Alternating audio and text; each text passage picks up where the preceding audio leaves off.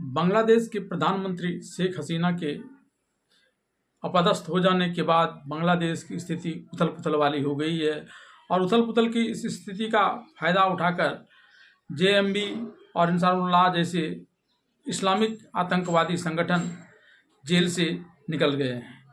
उनके जेल से निकल जाने के बाद जैसा कि खुफिया सूत्रों से जानकारी मिल रही है, वे भारत में प्रवेश कर यहाँ अशांति उत्पन्न कर सकते हैं।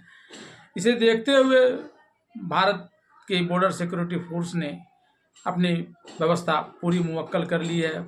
हर जगह रेड अलर्ट जारी कर दिया है, खास करके उन क्षेत्रों में जहाँ भारत की सीमा पाकिस्तान से मिल रही है। गौरतलब है कि पिछले दिनों भारत और बांग्लादेश की सीमा से सटे कुछ क्षेत्रों से 10-15 बांग्लादेशी भारत में आने का प्रयास भी कर रहे थे। हालांकि उसके प्रयास को विफल कर दिया गया है, लेकिन उसके बावजूद बीएसएफ हर सतर्कता बरत रही है ताकि बांग्लादेश में जो उथल पुथल की स्थिति उत्पन्न हुई है उसका नाजायज़ फ़ायदा उठाकर वहाँ के आतंकवादी, खासकर इस्लामिक आतंकी संगठन से जुड़े हुए लोग भारत में तबाही मचाने के लिए प्रवेश न कर सकें। बांग्लादेश में शेख हसीना सरकार के अपदस्थ होने के बाद भारतीय सुरक्षा एजेंसियां पूरी तरह से हाई अलर्ट पर है। बांग्लादेश से सटी भारतीय सीमाओं पर पूरी सुरक्षा बरती जा रही है।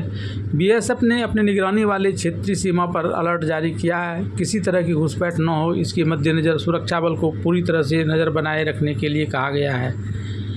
एक अधिकारी ने बताया कि बीएसएफ ने 4096 किलोमीटर लंबी सीमा पर एहतियात बरतने के निर्देश दिए हैं। बीएसएफ के महानिदेशक दलजीत सिंह चौधरी और उनके साथ अन्य वरिष्ठ अधिकारी भारत बांग्लादेश सीमा सुरक्षा की समीक्षा करने के लिए पश्चिम बंगाल पहुंचे और आला अधिकारियों के साथ बैठक के बाद उन्हें आवश्यक निर्देश जारी किया।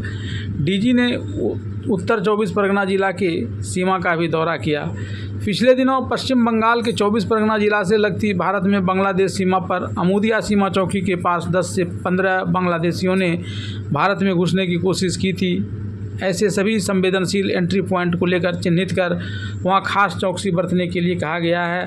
बांग्लादेश की तरफ से नादिया जिला के मलुआपाड़ा, हरदर पाड़ा और मटियारी में घुसपैठ की कोशिश की आशंका को देखते हुए खास निगरानी की जा रही है। मुर्शिदाबाद जिला के चरमरासी और मालदा जिला में शासनी सीमा चौकी के इलाके भी संवेदनशील बताए जा रहे हैं।